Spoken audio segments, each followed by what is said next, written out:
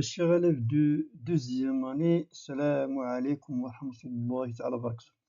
Donc, je vais essayer, Inch'Allah, au cours de cette vidéo, de vous présenter l'un des modèles du contrôle numéro 1 de ce second semestre en matière d'SVT. Ala barakatillah. Donc, commençons toujours par la restitution des connaissances et on vous demande de définir les mots et les expressions suivantes concernant la reproduction chez les animaux. Alors, cellule œuf, paradis nuptial, cycle de vie, fécondité. Donc, c'est quoi la cellule œuf? Bien sûr, c'est une cellule qui résulte bien sûr de l'union entre un gamète masculin, spermatozoïde, et un gamète femelle, c'est l'ovule. La paradis nuptial, vous avez vu ça en étudiant le comportement sexuel chez les animaux. Donc, bien sûr, c'est un comportement adopté par un animal en vue d'attirer un partenaire sexuel et de le convaincre à s'accoupler. Ou bien c'est la femelle qui fait ça, ou bien c'est le mâle qui fait ça.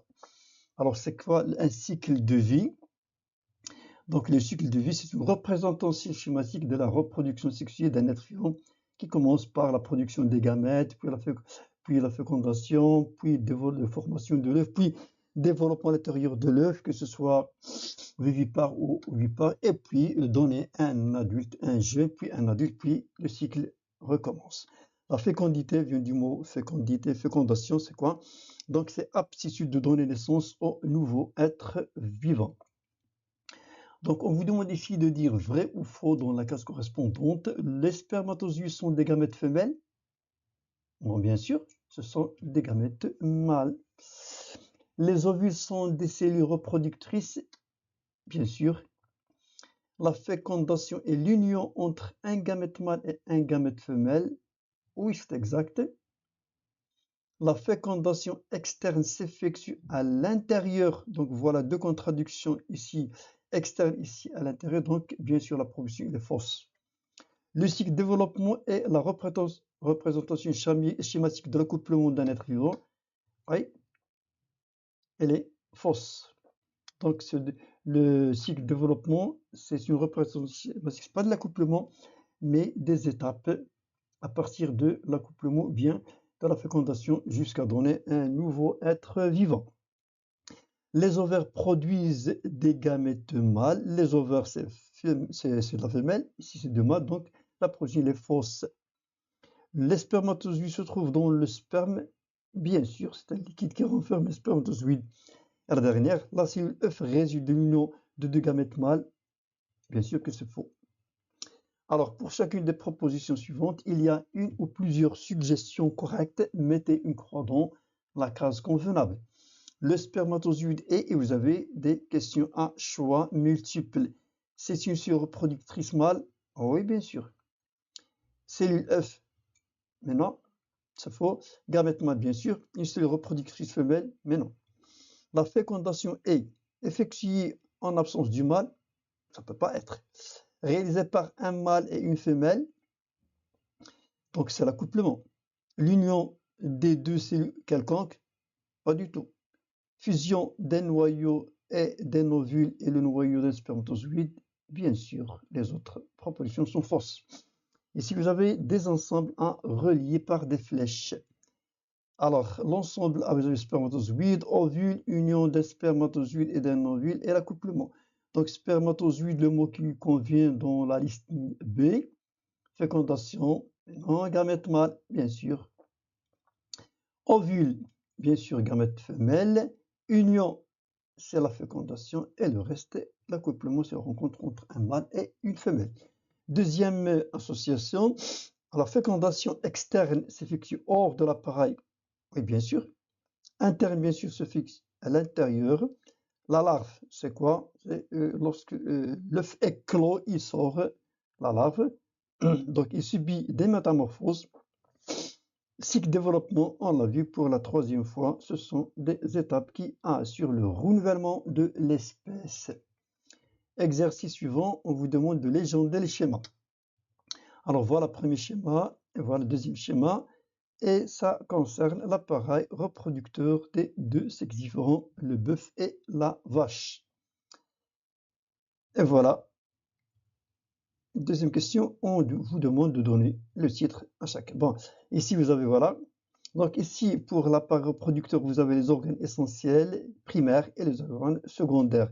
Ça, vous allez voir pendant la reproduction chez l'homme.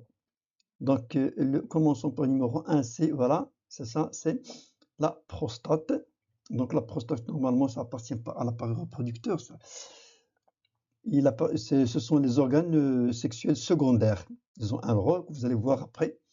Numéro 2, voilà, c'est un conduit qu'on appelle le sperméduc, bien canal déférent.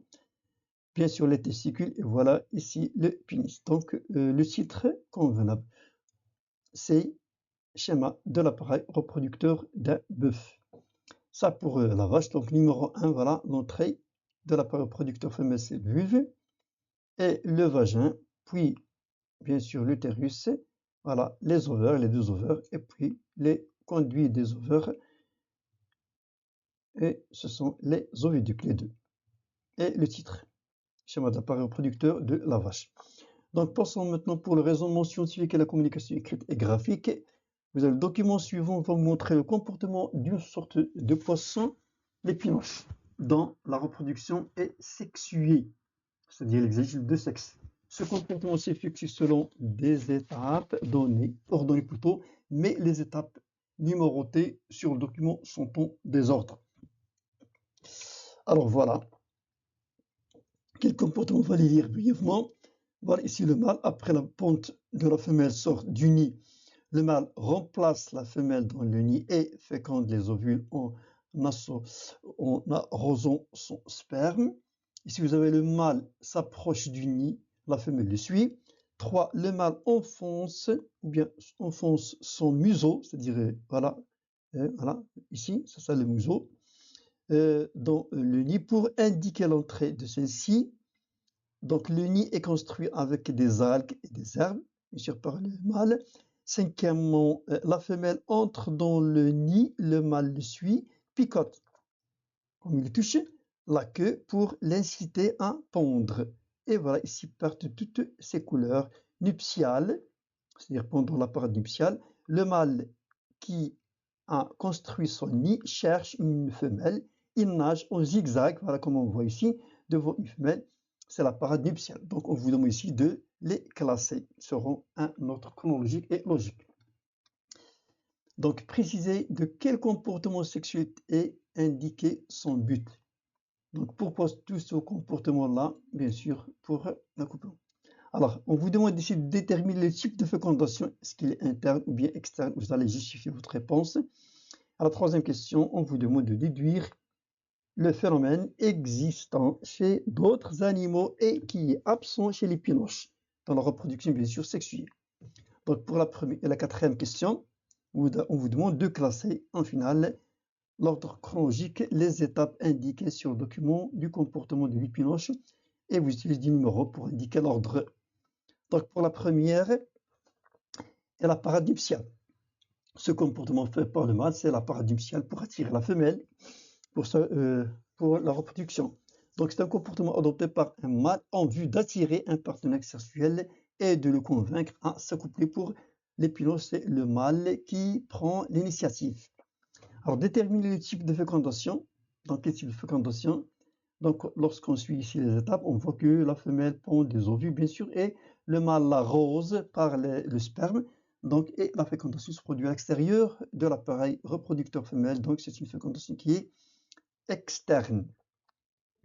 Alors, déduisez le phénomène existant chez d'autres animaux. Donc, comme on voit ici, il y a la fécondation externe, mais il n'y a pas d'accouplement comme ça se produit chez quelques animaux. Donc, on vous demande de les classer. Bien sûr, ça commence par cette étape-là. Le mâle perlé, couleur nuptiale. Donc, c'est 4. Puis, c'est le numéro 2, c'est-à-dire le mâle s'approche du nid et la femelle le suit. Numéro suivant, c'est la 3e étape. Le mâle enfonce son museau dans le lieu pour indiquer l'entrée de la femelle. Puis, le numéro 5, c'est là la femelle entre dans le nid et le mâle le picote. Et enfin, numéro 1, après la ponte, la femelle sort du nid et le mâle va le suivre pour arroser les ovules par son sperme. Donc ici, un autre animal marin pendant la période de reproduction, les moules mâles et femelles libèrent leurs gamètes, les spermatozoïdes et les ovules dans l'eau. Après ce fait, c'est-à-dire ce phénomène-là, la fécondation a eu lieu. Alors, à la suite de l'éclosion des œufs, il y a formation d'une larve à partir de chaque œuf. La larve ainsi obtenue nage pour une durée de vie précise, puis se fixe sur un support et enfin, elle se transforme en une moule adulte.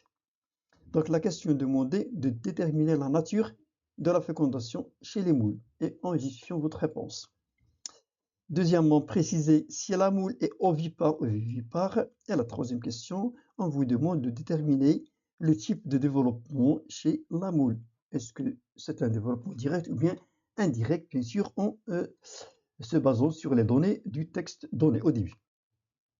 Donc la nature de fécondation chez les moules, bien sûr, c'est la fécondation externe, bien sûr, parce que le mâle et la femelle libèrent leurs gamètes à l'extérieur, c'est-à-dire dans l'eau. Préciser la moule est ovipare ou bien vivipare, bien sûr, c'est un animal qui est ovipare. Alors, déterminer le type de développement. Alors, si on va revenir au texte, on voit qu'après l'éclosion, la larve se développe pour donner un adulte. Il y a des transformations. Donc, bien sûr, il suit des métamorphoses pour devenir adulte. Donc, c'est un développement qui est indirect. Alors, ici, on vous demande de déduire le cycle de développement chez la moule. Voilà un schéma qui représente le cycle de développement. Et voilà, le mâle et la femelle, chacun d'eux va libérer ses gamètes. Spermatozoïdes pour le mâle et les ovules pour la femelle. Et après, il y a c'est-à-dire la fécondation entre les deux. L'union des deux, c'est la fécondation. Et puis, il y a le développement de la formation de la larve qui va se développer après des métamorphoses complètes. Et puis, on va donner un adulte, que ce soit un mâle ou bien femelle, et le cycle recommence. Alors, ici, vous avez un autre exemple de reproduction chez les poules. On place les poules selon deux ensembles, 1 et 2, dans des cages. On sépare les cages, on sépare ici, je m'excuse, on sépare les cages pendant une période, une longue durée. Chaque ensemble des poules s'alimente de la même façon que les autres par des aliments et de l'eau, plus l'éclairage. Donc, tous les éléments nécessaires pour la vie. Le tableau suivant résume les résultats obtenus. Donc, la cage numéro 1, la cage numéro 2. Ici, vous avez des poules seules. Ici, vous avez des poules avec un coq. Ici, le résultat ponte des œufs. Aussi ponte des œufs, même s'il n'y a pas. Ici, sans coq, il y a des œufs. Les œufs qui sont couvés. Ici, pas de poussin. œufs non couverts, pas de poussin. Ici, vous avez la ponte des œufs, ici, des poules seules, œufs non couverts, pas de poussin. Lorsque les poules, ou bien les œufs sont couverts, on obtient des poussins. Alors, voyons voir la question demandée. Préciser la différence principale entre les cages numéro 1 et numéro 2.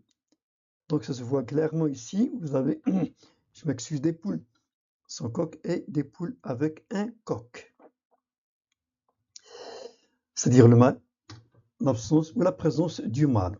La deuxième question demandée, vous comparez les résultats obtenus dans les deux cages. Dans les deux cages, il y a normalement la ponte des œufs, mais dans un cage, il y a formation des poussins et d'autres, il n'y en a pas. Donc, ça pose un problème. Alors, pour la cage numéro 1 des œufs non fécondés, c'est pour cela qu'on n'a pas de poussins, alors que dans l'autre, il y a des poussins parce que les œufs ont été fécondés par le mâle, c'est-à-dire le coq. Deuxième question, déduisez à partir du tableau les conditions nécessaires pour obtenir des poussins. Donc, quelles sont les conditions? Il faut premièrement qu'il y ait un mâle. Deuxièmement, il faut qu'il y ait la couvaison des œufs pour qu'ils se développent en un poussin. Et vous indiquez les conditions favorables de l'incubation et déterminez le rôle du coq d'après ces données. Donc, pour la première, présence de fécondés qui subissent l'incubation dans des conditions favorables. Et les conditions, la température à peu près 30 degrés, l'humidité et bonne aération. Et enfin, le coq, c'est-à-dire le mâle, émet son sperme qui contient des spermatozoïdes dans les voies sexuelles, les fécondations internes de la poule pour ponder les œufs, bien les ovules. Pour féconder, je m'excuse, pour féconder les ovules qui se développent en œufs. Alors, document 1 et 2 montrent la succession de deux phénomènes concernant la reproduction de la poule. Voilà, premier document, on voit ici l'accouplement, et voilà la formation B. Et ici, vous avez l'appareil reproducteur de la poule. Alors, indiquez les étapes A et B d'après le document 1. Alors, quelles les étapes? Première, l'étape A, c'est la fécondation. Et l'étape B, bien sûr, la formation de l'œuf, c'est-à-dire la cellule œuf. Question numéro 2, mettez les noms convenables au numéro indiqué sur le document 2 ou utilisant les mots suivants. Vous avez les jaune d'œuf, la coquille, la membrane, le blanc de l'œuf. Donc voilà, ici, c'est le jaune qui se forme au premier après qu'il y ait émission des ovules, c'est-à-dire début. Et après, il y a formation du blanc, en indiquant que s'il y a fécondation à ce stade-là, on peut avoir des œufs fécondés. Sinon, après la formation du blanc, il n'y aura pas de fécondation et l'œuf obtenu ne va pas se transformer en un poussin. La membrane et puis la coquille externe et après il y a la pente de l'œuf. La question suivante, détermine le type de fécondation de la poule, justifiez votre réponse. Donc type de fécondation et vous demande de mettre une croix dans le lieu où s'effectue la fécondation. Voilà, donc pour la première question, la fécondation il est interne car il s'est produit à l'intérieur des voies génitales de la poule, dans la partie supérieure ici. Et c'est ça l'endroit où il y a la fécondation. Si la fécondation ici, on obtient un œuf fécondé, il va se transformer en un poussin, sinon il n'y aura pas de formation de poussin. Donc ici, la question suivante dans le même exercice seront présentées par des flèches le trajet des spermatozoïdes dans les voies génitales de la poule. Donc commençons ici lorsqu'il y a l'accouplement, le coq n'a pas de pénis, il a aussi un cloaque, un orifice par lequel il s'accorde avec le cloaque de la poule et puis les spermatozoïdes libérés ici qui vont suivre ce trajet-là pour arriver au niveau de l'ovule pour la féconder. Et la sixième question, expliquez pourquoi on n'obtient pas de poussins par l'élevage artificiel des poules même si on effectue l'incubation. Donc voilà le trajet des spermatozoïdes pour arriver à féconder l'ovule. Et pour cet exercice ou bien cette question-là, dans un élevage artificiel, il n'y a pas des poules sans, il y a des poules mais sans coque. Donc, par conséquent, pas de fécondation et par la suite, on ne va pas obtenir des poussins même s'il y a l'incubation. Donc, le tableau ci-dessous indique des données concernant des expériences qui ont été réalisées sur 4 poissons, la truite. Alors, qu'est-ce qu'on fait? On comprime, c'est-à-dire on presse le ventre des deux et on obtient des liquides. On comprime le ventre des deux truites parmi les 4 et on recueille de petits globules noirs, le cas A, voilà. Et ici, on obtient un liquide blanc, le cas B. On répartit les substances extraites dans les deux bocaux. Et voilà, ici. Alors, la question demandée. Complétez le tableau par les mots ou expressions convenables. Donc, vous avez les bocaux contenant les sécrétions sexuelles des poissons. Poisson 1, liquide blanc. Poisson 2, globules. Donc, le sexe, c'est-à-dire mâle ou femelle. Voilà. Voilà. Donc, nom de contenu de bocal. Bien sûr, les spermatozoïdes. Pour les femelles, ce sont des ovules. Pour l'instant, il n'y a pas de problème. La deuxième question, déterminer les résultats qu'on peut obtenir si on mélange les sécrétions sexuelles des poissons suivant 1 plus 2, c'est-à-dire 1 plus 2, est-ce qu'on obtient des œufs, et 1 plus 4. Alors bien sûr, s'il y a spermatozoïdes avec ovule, on obtient un œuf, sinon on ne peut pas obtenir. Précisez le type de fécondation chez la truite, j'y suis fait votre réponse. Bien sûr, la fécondation est extérieure, s'est produite dans l'eau à l'extérieur des voies génitales de la femelle.